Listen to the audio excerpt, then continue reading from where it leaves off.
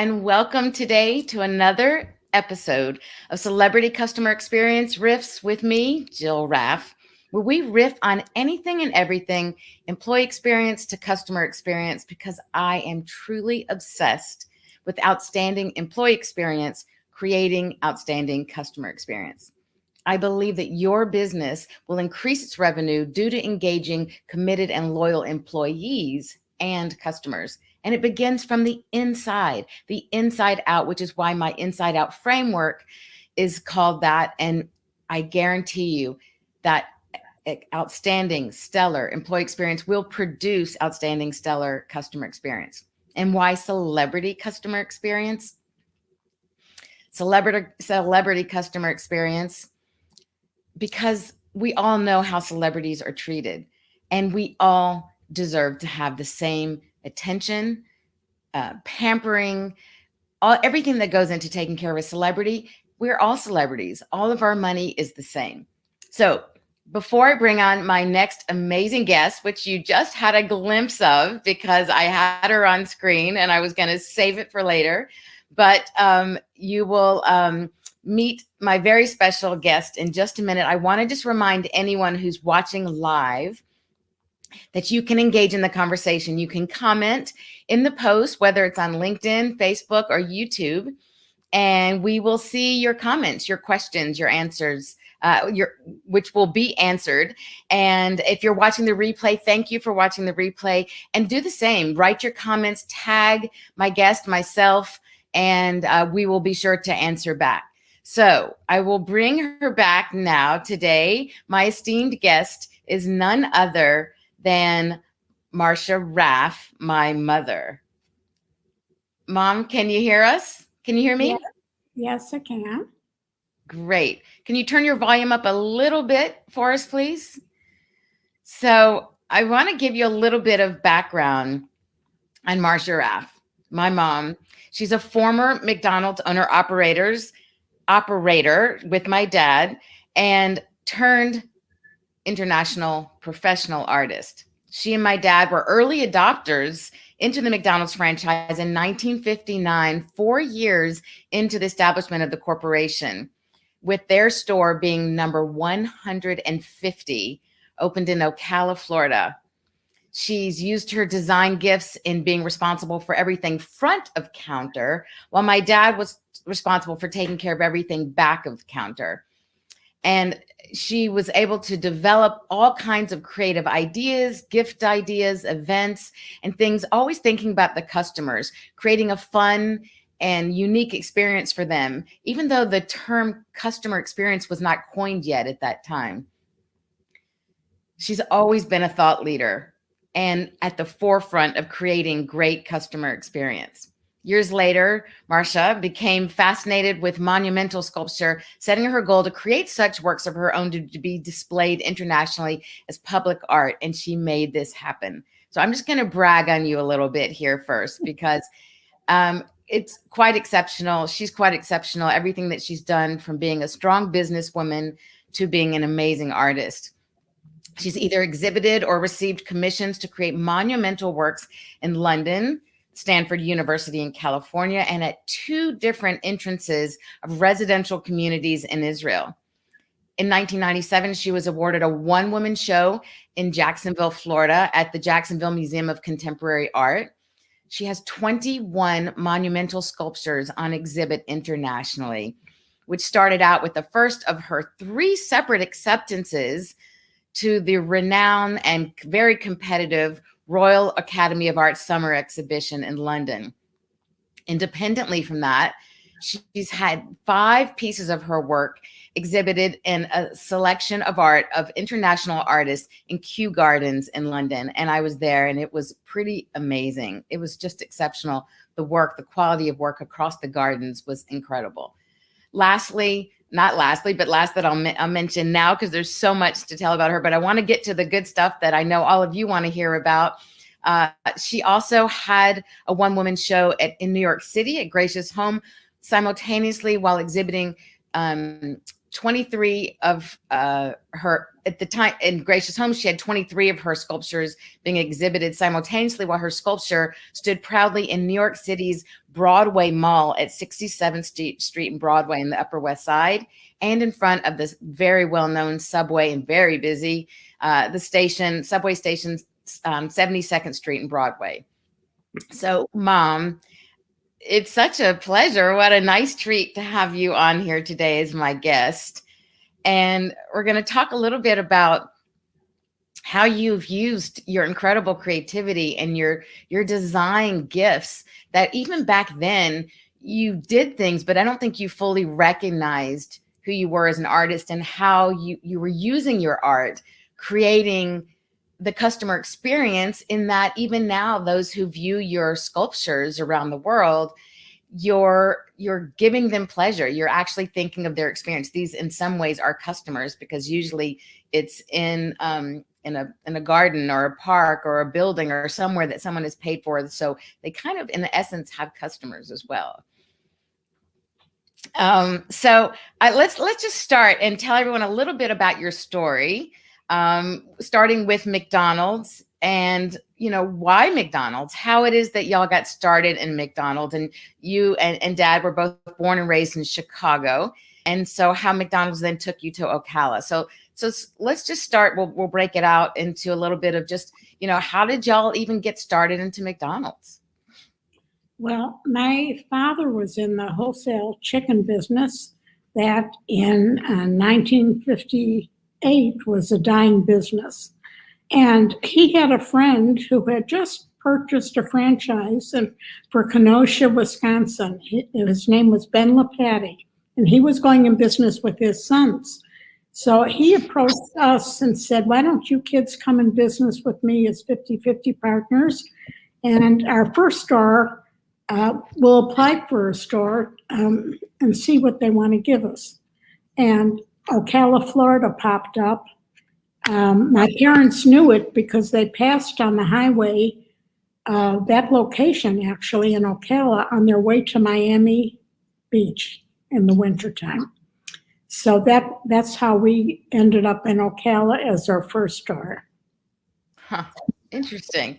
Some of that I didn't even know, the story about them passing by it. Can you do us a favor? I don't want anyone to miss a single detail. Can you turn the volume up on your computer a little bit? Your voice is a little soft. I'll have to speak a little louder. I'm at full volume. Can you hear me now? Okay. Yeah, that's better. Or maybe pull the computer a little closer to you so you're closer to the microphone. Awesome. Thank you. So that's how Ocala, Florida. Okay, interesting. And I was born in Ocala, as was my middle sister, because they were there for McDonald's.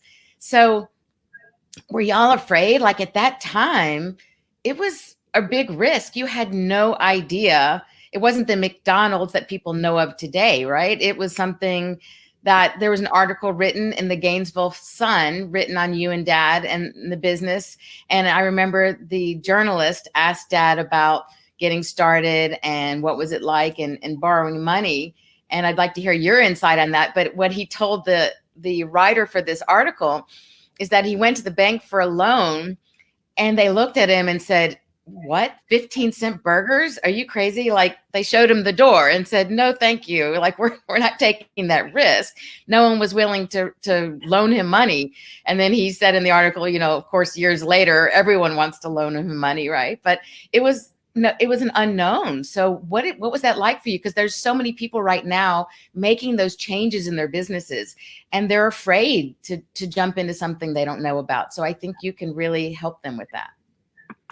Well, at the time, our franchise fee was going to be $15,000. Actually, I don't remember if it was 15 for us and 15 for my dad, but I remember the number 15. And we borrowed it from my father and my mother and father, and we paid it back. But I do remember very strongly thinking, if this is not successful, it's going to take us the rest of our lives to pay that $15,000 back. And frankly, I don't think at that time, even Ray Kroc had any idea how very successful McDonald's was going to be. Mm. Yeah, that's really, it's amazing. I love where you say like you thought it might take you the rest of your life to pay that back. It's so, it's, I think that's a lesson to everybody to recognize that while we all have fears, when you just step into them and go forward, and you give it your all, who knows what can come of it. Right. And y'all certainly took that risk, had, moved from Chicago down to a small city in Ocala, knowing no one, with a business that you didn't know would even, survive, much less thrive. And with young kids, right? Like having one little one and pregnant with another, and pretty amazing. So you told me that you were responsible for everything front of house and the design. And so how did that come about? Like, I know you mentioned that this was a part of Ray Kroc's beliefs and his philosophies. Will you tell us about that and speak as loud as you can, please? Okay. Well, initially there were only where people came to the store. We didn't have seating. But once seating came in, Ray Kroc really wanted each operator to design their own store. He wanted them to be unique. And so I designed our stores. Like you said, I was responsible for everything in front of the counter and the landscaping. The corporation supplied landscape design from their architect, and then we were free, as operators, we were free to use any or all of it.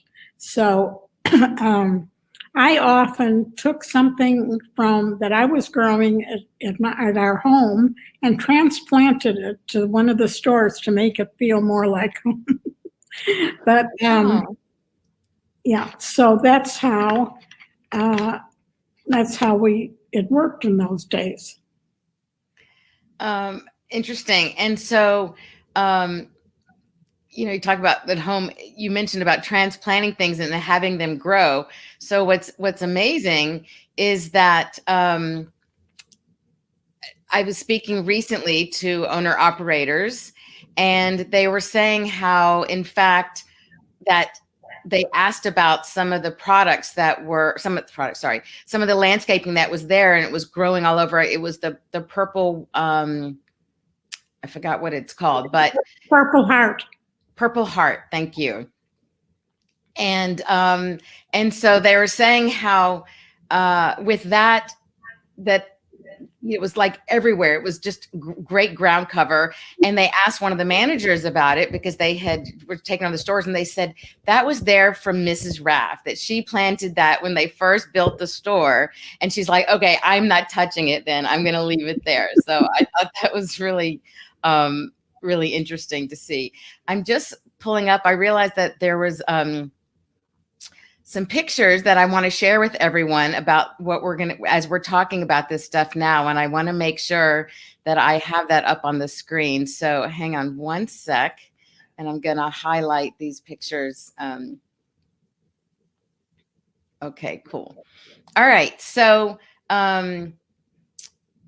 so going forward, so you did the landscaping, you did the front of house design, and everyone was different based on its location. So how did you come about deciding which one you wanted to look whichever way? Like, what was your design direction, and what was your thought around making each store kind of be its own store? And here again, Ray Kroc let us know that he really wanted us to design our stores with reference to the city that we were living in. So, for instance, when we, in one of our stores in Columbus, Georgia, I commissioned an artist to paint historic houses from the city. And in Gainesville, one of our stores, I borrowed material from the Natural History Museum and really made a museum in the store. In a closed case, locked case, we had special Native North American, what do you call them? Pottery? Little things that they made.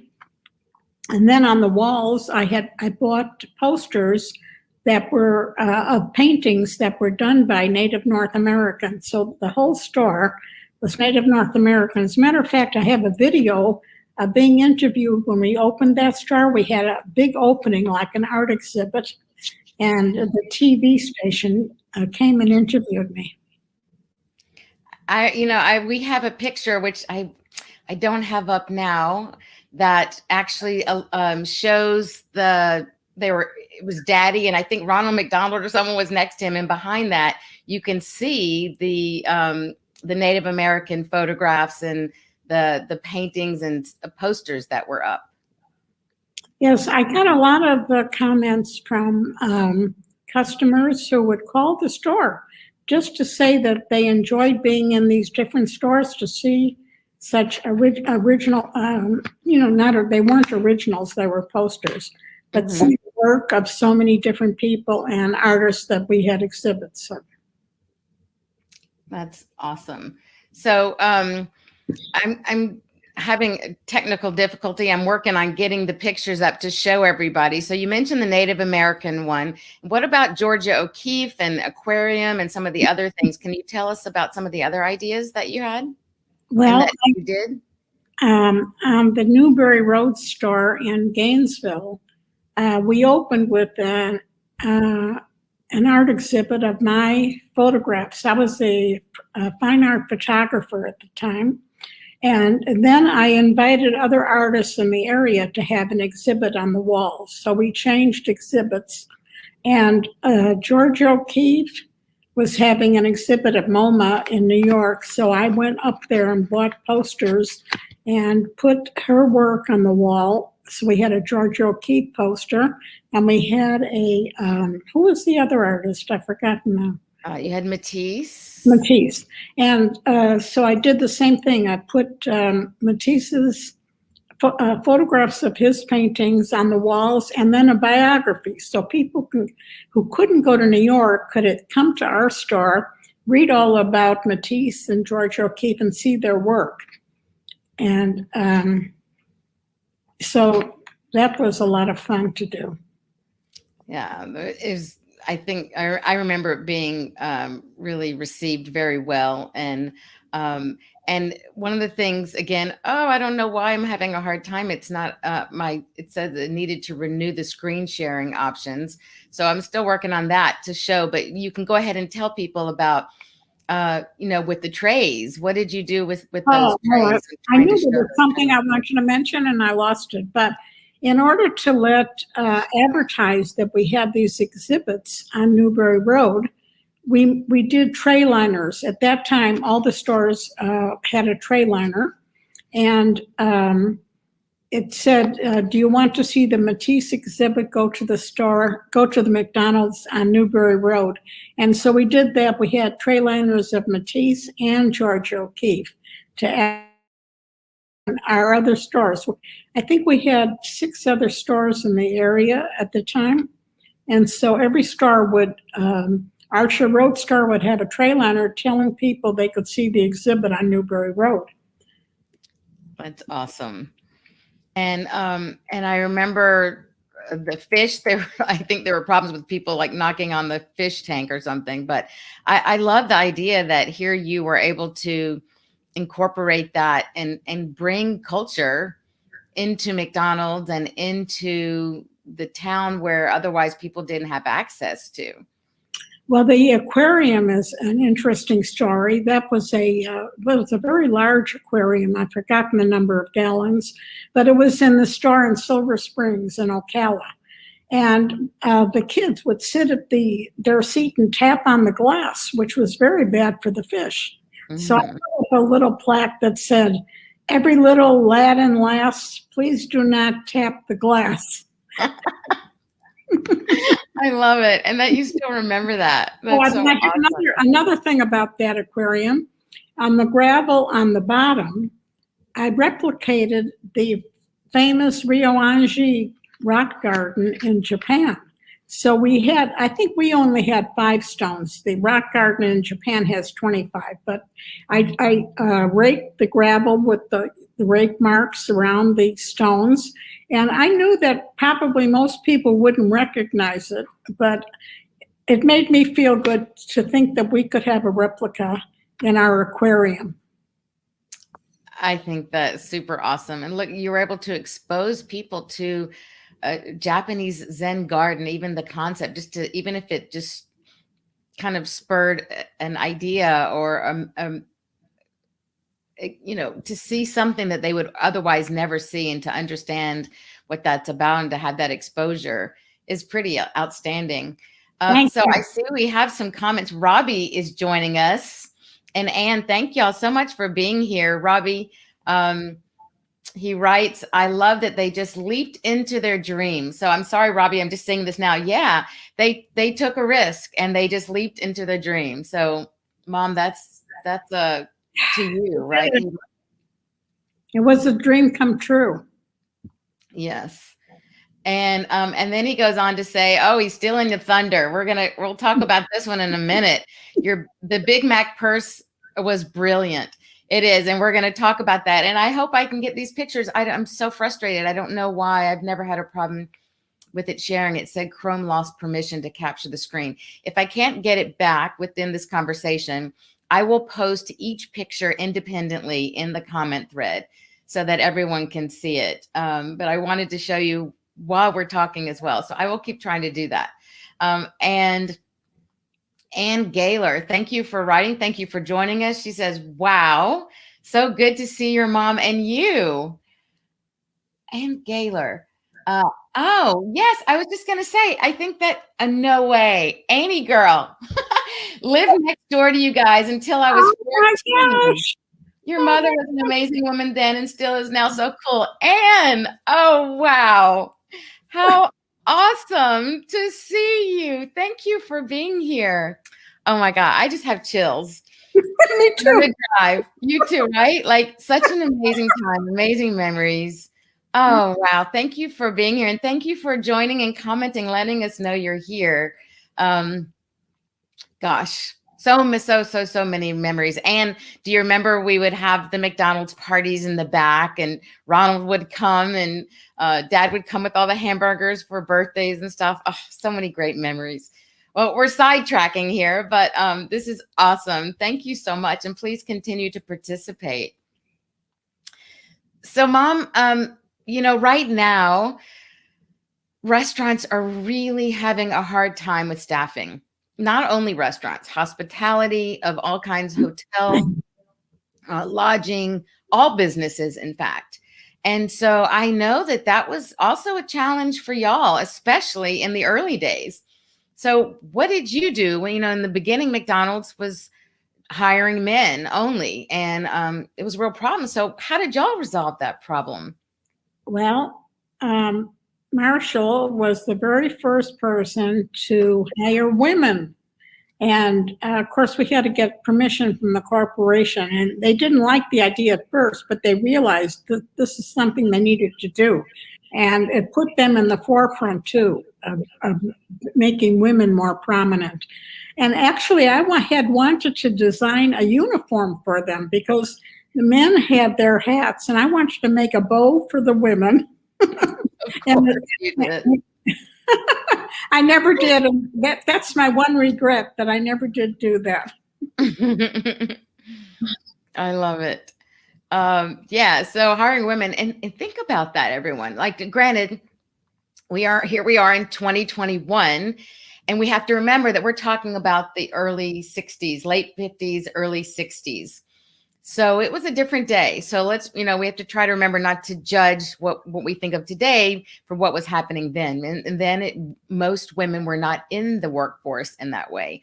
So kudos to you and Dad, first of all, for acknowledging and recognizing that women need to be a part of this. And secondly, to McDonald's, to the corporation, for being a leader, right? They were at the forefront of recognizing the importance of women in the industry. And I am sure that having women in the workforce completely and in your stores really affected and changed the employee experience and the customer experience. Yes, yes. I have to give your father full credit for that because my department was in front. Right. Understandable. So, and actually at another time, we'll speak about the employee experience piece, which really was my father's responsibility. And it was something that I can speak to later on, because if y'all have watched previous episodes or other things that I've written or posted, you'll know that I started working at the age of 7 when I would answer the phone and, McDonald's is your kind of place. May I help you, please? That was the motto, the slogan at the time. And so from the age of 7 until 33, when unfortunately we lost my dad, that was something that I experienced as an employee. I got to witness and grow and become a part of understanding the importance of your employees in the workforce, understanding that it's how you educate and train and treat and take care of your employees and how you teach them to speak to each other and how you manage that ultimately affects the customer experience.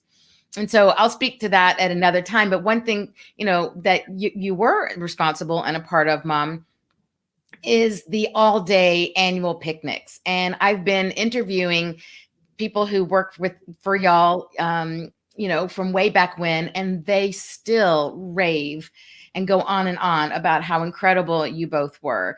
And even though, they work more with Dad, but they were still very much aware of you, and that these all-day picnics were something that they still treasure and that they miss, that they're like, people just, bosses just don't do that anymore for us. And that they did them all day so that they made sure, so that y'all did it all day to make sure that everybody in all the stores, regardless of your shift, could make sure that you got to the picnic. So everyone enjoyed. And I think y'all did a really great job of creating a work family. Like everyone felt like they were a part of the family and they got to come and play kickball and eat. And they still talk about how much fun those were. So I'd like to mention something, Jill. I see that behind your left shoulder is our 35-year award. And I'd like to mention that was a special day when we received it because Daddy had just gotten his first chemo treatment in New Orleans, but nothing was going to stop him from going to Las Vegas to get his award. And that man was just determined to get that. And I remember standing up at the podium and him feeling so great about receiving that. So it has a very special meaning for me when I see that. Well, thank you. Me too. And that's why it sits there. Gosh, emotional because I'm talking to you about it as well. That really just, it serves as such an inspiration for me every day. And I realize how fortunate and how appreciative I am, the gratitude for having the fortune of growing up, one, as your child. You and Daddy, we don't have control over who we're born to, right? So I lucked out with that 100%. But also to have this opportunity of seeing both of you as entrepreneurs, taking risks, working hard, being creative, just you set the example. And so I was able to have the blessing of that being my example. And I try to teach people now and talk to my clients about leading by example, not just tell your people what to do, but work with them side by side. Like Daddy would go in the stores and work with them side by side. And so that award was, and I was, when we got the fateful call, that he was diagnosed with lung cancer, and being with him for that first chemo. And I remember actually, I think the doctor told us or Dad told us after, I don't remember, but I remember the doctor saying, I can't believe basically your father just got a fatal diagnosis. And after asking, like how long would he live for? And, was there a way some sort of chemo or something that could beat this. The next question was, if I take chemo now, tomorrow, can I go to the McDonald's convention because I'm receiving this big award? And that was on the top of his mind. Like, one was survival, and the right there next to it was making sure that he could be there to receive that award. Yes, that was very important to him. Yeah, it's kind of crazy. So very proud, and I'm so lucky that I have it, and it's really fitting, and I look at it every day with pride and with inspiration and encouragement. So thank y'all for that, for sure. So we're going to go a little bit longer today because there's so many great things to talk about, and I have the fortune of having my mom here to talk about it, and I'm still working at trying to get these pictures up. But in the meantime, let's talk about some other ideas, Mom, that you had, whether they came to fruition or not, things that would impact your customers' experience. So you didn't just design and develop the aesthetic front of house, but you also got involved with thinking of other ideas that you could do. For example, the musician. Let's start with that one, and then I'll remind you of a few others. Which one? The musician. Musician? Oh, performer.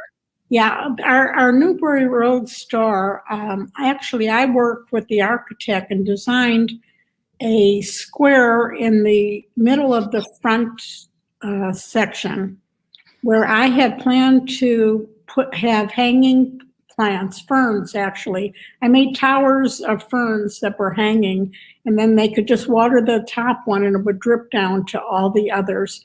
And so I used that as sort of a garden area in the middle of the store. And one day, after a couple of years after the store had been open, I had the idea about inviting a guitarist to come in, play at night, and sing softly to the customers. That was never done in a McDonald's, and frankly, I don't think it's been done yet because Marcia wasn't so crazy about the idea, so we didn't do it. But that's something I had wanted to do. Yeah. But, which is really interesting because there's, now they're all over, but Whole Foods Market started here in Austin, and their flagship store in one section before COVID had a small area where they had like either one person up to three person little band playing and performing. And I love that. And to me, that's so contemporary. And I think it's another example of how you have always been a trendsetter and a thought leader. And Jill, that was 50 years ago. I mean, like that's crazy. I mean, that's amazing. And it's too bad you didn't do it. But hey, there's an idea for all of the rest of you out there to be able to do that now. And what about gift certificates? Oh, that was another one of my ideas when it was not too long after we opened our first store in Columbus, Georgia on Macon Road. One year we sold gift certificates. This was new to the McDonald's system, and it was unique to our store. Mm-hmm. And I think we just typed a letter. If someone bought $5 worth of food or $10 worth of food for their whatever they wanted to give to somebody, I think we just typed a letter. And then I put a poster in the window to suggest they buy a gift certificate and use that as their Christmas gift to the mailman, to their hairdresser. And then shortly after that, the corporation came out with a gift certificate, which I still have some of them. When I sold the stores, I took a bunch of with me, and I still have some. It looks like a check. And then the next version of that was a Be My Guest card for the operator to gift a customer. Oh, there it is. There's the okay. Liner, the tray liner. So the corporation was selling gift certificates that the customer could buy to gift a friend, and they had a Be My Guest card that the owner would give to whoever they wanted. I love it. And they still, today they call it BOG, Be Our Guest cards. Mhm. So I love that. Again, here you created the idea of certificates and something to give away like that. And, they took the idea and ran with it. And what about, before we get, now that I finally got the authorization set again, they kind of drop it for a while. What about, I know you created these games and gifts, because they started with all of the Happy Meals and those types of things. What were some of the things that you did for that? Because I know I've seen some of them, and I don't have pictures of those, but those I will post. Now I can share with you the other, but the cards. Well, a Happy Meal, with every Happy Meal was a gift for the child. So I wanted to, I came up with some ideas for the Happy Meals to be included. And of course, it was my ambition. I've always had the goal that I'm working at to sell something to the whole country. We were only domestic at that point. And I came up with the idea of a deck of cards, a small deck, and it would have Ronald McDonald on the face, and then 4 products on the other side, like 4 French fries, 4 milkshakes, 4 hamburgers, and stuff. And then I developed different games. Instead of the game of war, it was the game of love. And let's go fishing.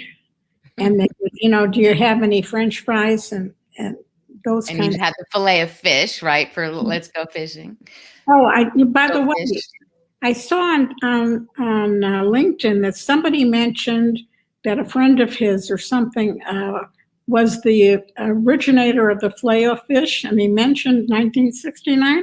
It made me think that I do have that on my column, my McDonald's news column sculpture that I made. I do have the date that the fillet of fish was introduced into the menu. So now's a perfect time to share with you the news column that she's talking about. So as you know, my mom is an international sculptor. And so here is her news column. Mom, you can talk about it. It's this one's patinaed and here, this one is bronze. And actually, let me look. I think I did see here. Right here, it says fillet of fish, 19, what year did you say? I think he wrote 69. What does it say there? No, it's so small, I can't see. It looks like 64, 69. I can't see the last digit, but there it is right there. Jill, Ann Gaylor's message is covering up half my screen. Does it? Sorry, I thought I took it off. I hit it, so yeah, I'm not sure. Sorry, didn't mean to do that. Yes. Yeah. Can you see it now right here? Yeah. Yeah, so I can't read what it says, but here's the other one. And so you can talk a little bit about your columns, but basically you can see certain key things here where it says store number 1000, Ronald McDonald, Fred Turner, fillet of fish. It actually says chicken, which is surprising because I didn't think they had it oh yeah, the chicken McNuggets, of course. The McDonald Playlands when they came out, gift certificates I see on here, McDonald's International. So very cool. So Mom, what was the inspiration around this one and where is it located now? You also have sold one, right? The corporation. Well, I did. I presented it at a meeting, at a McDonald's regional meeting, and I had orders for, I think, 4. But the Eddies bought them, and Albright had ordered it, and then he changed his mind. So I really, the edition is still open. It was an edition of 9, and they're bronze. And this is a honey colored patina, and the one above it is a bronze with a green and gold patina. And it is all the news about McDonald's. Ray Kroc, when he opened it, and Fred Turner's on there, and when different sandwiches came into the menu. It's like Jill just said. Here's Big Mac, 1970. You see my Big Mac purse on the bottom right here? Yeah, so we're getting there. So, and right now, I think there's one in the Tampa Bay office. Is that right? Oh, yeah. They actually, when we sold our stores, they negotiated by saying that if I would do the parking lot, they were going to buy a column for their office. So that sculpture is, I'm assuming it's still there. They bought it and they may have moved it, but it was for the Tampa Bay office. Awesome.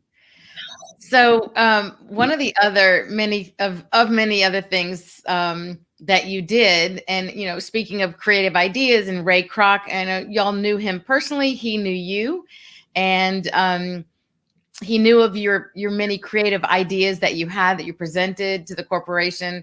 And so before we move to what Robbie had commented on with your purses, what was it that Ray Kroc would always say when he would see you and Daddy? What was it he would always say to Daddy? Well, the day that I made my presentation of the Big Mac purse that I was selling, was a decoupage purse. I was lucky enough to have Ray Kroc come to Atlanta. We weren't expecting him. And he came to the meeting and saw me present the purse. And after the meeting,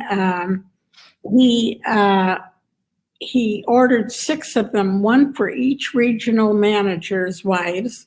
And here's our picture that the photographer from the meeting took, because he and I had talked photography beforehand. And so when he saw that Ray Kroc liked the purse, he said, "Marcia, let me take your picture with Ray." So this is how this came about. But then later in the day, we would go from different meetings in the elevator, and we bumped into Ray Kroc twice or 3 times. And each time we bumped into him, he would say to Marcia, "Your wife is a real entrepreneur." So of course that made me feel good, thinking Ray Kroc said that about me. But also, that was early 70s. That was not a term that was being used often the way it is today. And so to not only acknowledge as an entrepreneur, but also as a woman entrepreneur, that's very cool. I love that. So here you are with Ray and your purse. And then we've heard from, again, someone who's really kept in touch, stayed with McDonald's up until actually still in McDonald's today, all these years later, who started with you and Daddy. We've heard that this purse stayed and is in the McDonald's Museum in Chicago. I don't know if that's true or not. We'll have to try to see if we can find out if that's true. But here is a picture that shows more of the purse. Decoupage was very big then in the 70s. And so tell us about this paper, because a lot of people don't know about this Big Mac paper. Well, that was actually the paper that the Big Mac was wrapped in. And they would wrap it in that, and then they'd have a collar around it that it would sit into. Yes. And the foil, it's silver foil, and it had a paper backing on it to wrap the food in. But with the backing didn't work well on decoupage because it wanted to separate. So the Perlmans, who we know, stopped the presses to get me a roll of foil before the paper was added to it. And I still have much of that paper left. So I'm the only one in the world that has Big Mac wrap paper. And it worked for this purse. And then people loved it so much they asked me to do another one. So I did. Do you have a picture of the? I do. So this purse, I wanted a design that from a distance, it just looked like a design. But when you got up close, it said, "McDonald's is my kind of place," which was the slogan of the year. Every year, the advertising came up with a new slogan. This one is showing its wear and tear, but I have a box of that paper as well, too. So yeah. You can see in the red, it says McDonald's, and then in blue, the zigzag is my kind of place. And that was the motto that was, when I would answer the phone, that's what we would say. McDonald's is your kind of place, as we're speaking to the customer who calls in. So I love that. And the inside. And I just want to go back to the Big Mac one for example, for a second. This is what Robbie referred to, where he said the Big Mac purse is brilliant. Thank you, Robbie. And I'm wondering how Robbie knew about the purse, actually, because I don't think I showed it before. So I'd love to hear about that if you're still with us, Robbie. But one of the things here, you also made the keychain. And then this disc is a wood disc without the keychain part here. You used as coasters, which we still use today in your home. And then, Mom, look at I noticed, which is pretty amazing, the rectangular keychain next to it. Those are the old original arches, the logo. That was the original logo, I think. Did you notice that on the right side? Yes, it is different. But it was silver foil paper, Jill. Yeah, which is what made me wonder where that came from, because those are the older, more original arches with the logo. Very cool. So I love this. So for right now, then I'm going to just hold on. Let me open this up a little bit more. I'm going to take the share off for a second. Oh, I do want to go back. I'm going to share so people can see these. So this one we talked about before, the tray liners, where if everyone can, I'm going to make it a little bit bigger so that everyone can see. Oh, wrong button. Here we go. Open this up. So who is Henry Matisse? Did you know that Matisse is in Gainesville, Florida? Look for Matisse at McDonald's on Newberry Road. And of course, it just says Matisse at McDonald's. You created a border. And then same thing with Georgia O'Keeffe at McDonald's. And then you gave the address there, 2880 Northwest 13th Street. Love it. So clever. So clever. Thank you. Of course. So let's see. Wow. I'm trying to think if there's anything else right now. Oh, I did want to show everyone through my camera that you're talking about the Big Mac paper. So the CEO had reached out to me for something, and I wanted to write a thank you note, CEO of McDonald's, the past CEO of McDonald's. And so Mom's like, oh, I have the Big Mac paper. So I took the foil paper and then I laminated it and then basically created like a note card. So basically it was just like I created this note card like that with the Big Mac paper.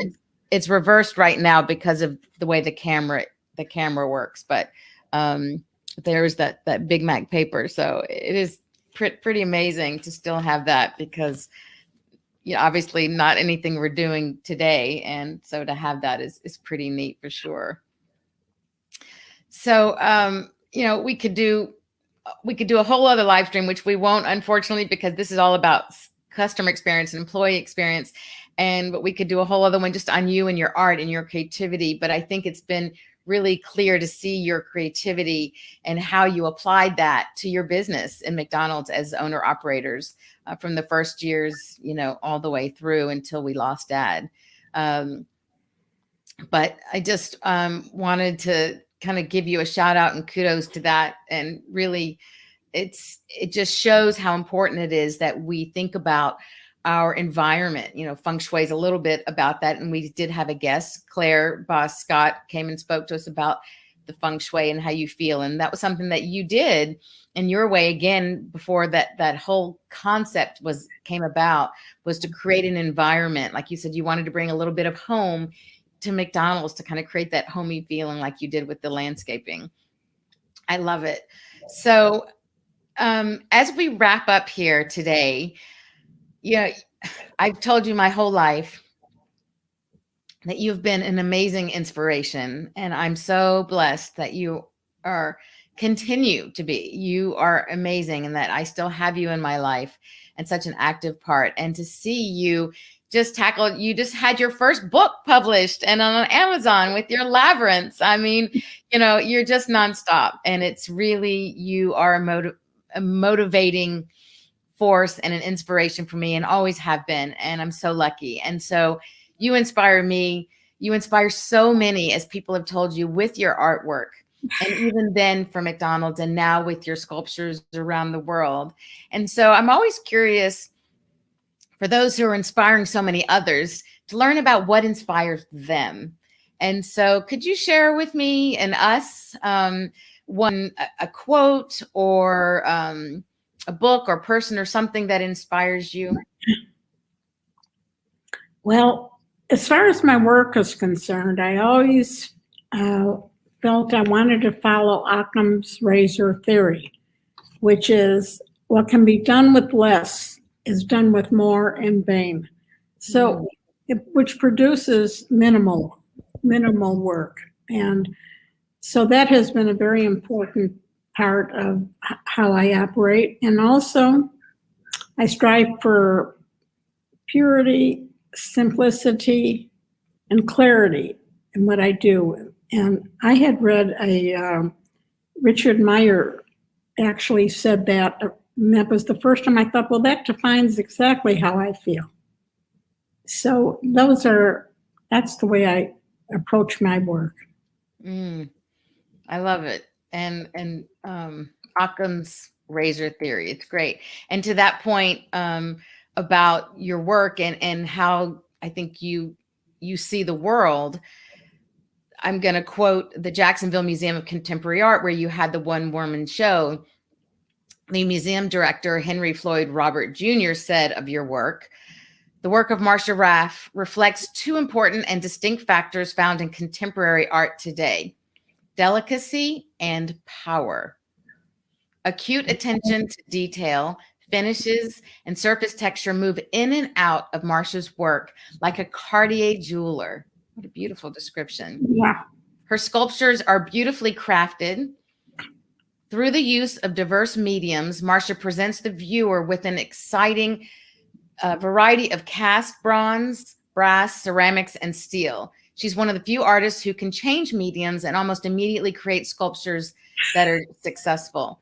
And I think this is really a great way to kind of summarize and tie into what we were talking about, that through your attention to detail, that was what you brought to your work at McDonald's. That's what you brought to the branding, to interior design. That's what you brought to thinking about the details and how they impact the viewer, as this museum director said. And for in this case, when you apply it to business, it's the customer. So I really love that. I'd like to mention that is what Ray Kroc wanted. He was very, very much attentive to details, because I remember it was shortly after we opened, maybe a year, he wanted to introduce the dinner napkin instead of the lunch size napkin. He felt like that was very important. Now, that's really just a small detail that would be meaningful to some people, to have a larger napkin. So that was, Ray Kroc is really an unusually creative, wonderful entrepreneur, because he was selling milkshake equipment when he saw that McDonald's might have a future for him. Yeah, amazing. And thanks for mentioning that, because I believe that it's the small details that have the greatest impact. And so I didn't know that about Ray Kroc. And so the fact that he was very detail oriented certainly shows how you were in alignment with him, because you are. And I think by growing up, being your daughter and coming from you and being raised by you, and then design school and everything else that I've done, we are very much alike in that way, very much attention to detail.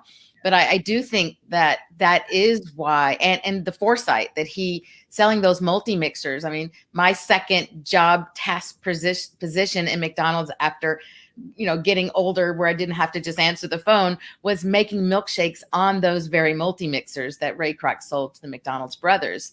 And having that foresight and paying attention to detail is so critical. And so that comes out in your work, in your artwork currently. And it clearly came out in those days when you were owner operators you and Daddy in all those years in the business from 1959 until 1994 when we lost him. So Robbie, thank you for answering. I had asked Robbie how he knew about the purse because he mentioned it at the top of the interview. And he said, I'll put this on screen. I researched your mom before the interview. Very cool. So he saw that I had posted the pre-show advertisement promotion. So he looked you up. Very neat. And I wonder if he saw my book, Jill. What? I wonder if he saw my book. Where would he have seen your book? Well, he did research. Oh, he looked you up. I see. Oh, maybe we'll ask. And then he says here, you mentioned the purse back in September 2020. Okay. Well, awesome. Yeah.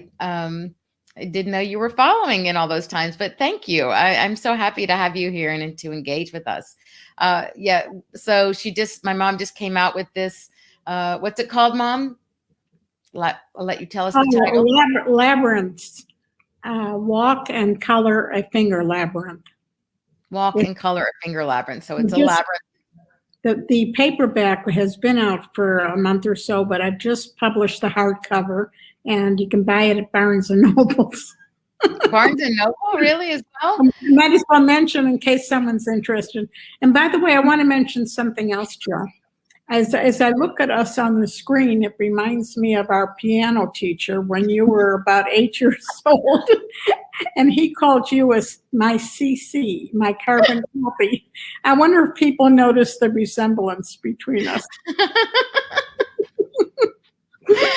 Well, when I created the promotional graphic with us side by side, I thought, I know 100% what I'm going to look like when I grow up.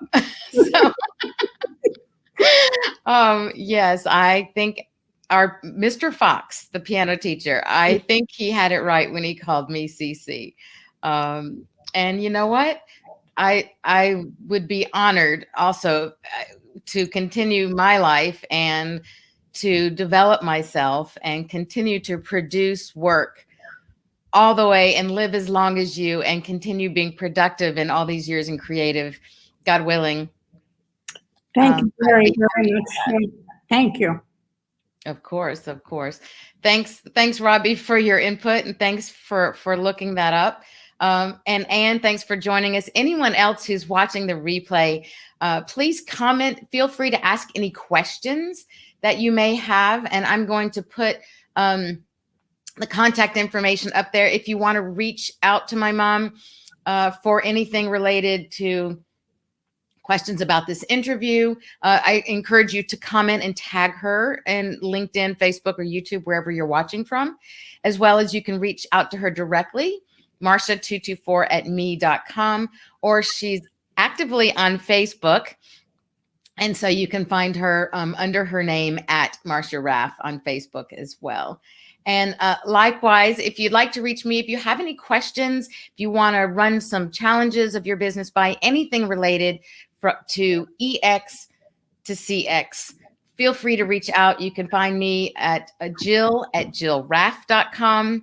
Raff is R like Ronald, A like apple pie, and double F like French fry. So that's jillraff.com is the website as well. And Mom, I'm going to say thank you for joining today and take you off, and I'll just bring everyone up to date for what's coming up and meet you backstage. Thank you again. This is awesome.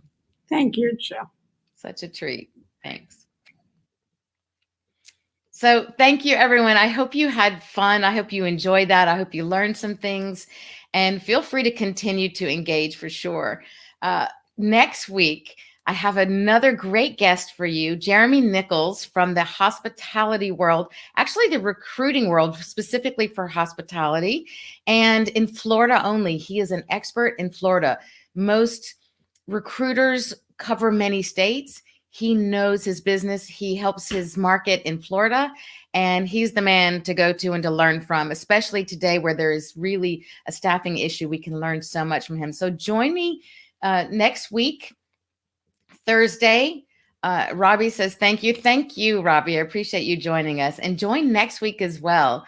So same time, always Thursday, 12 o'clock here, LinkedIn, Facebook, or YouTube. And we'll have another great guest next week, as I just said. And we really look forward to seeing you then. Have a great week in the meantime. And thanks for joining. Cheers.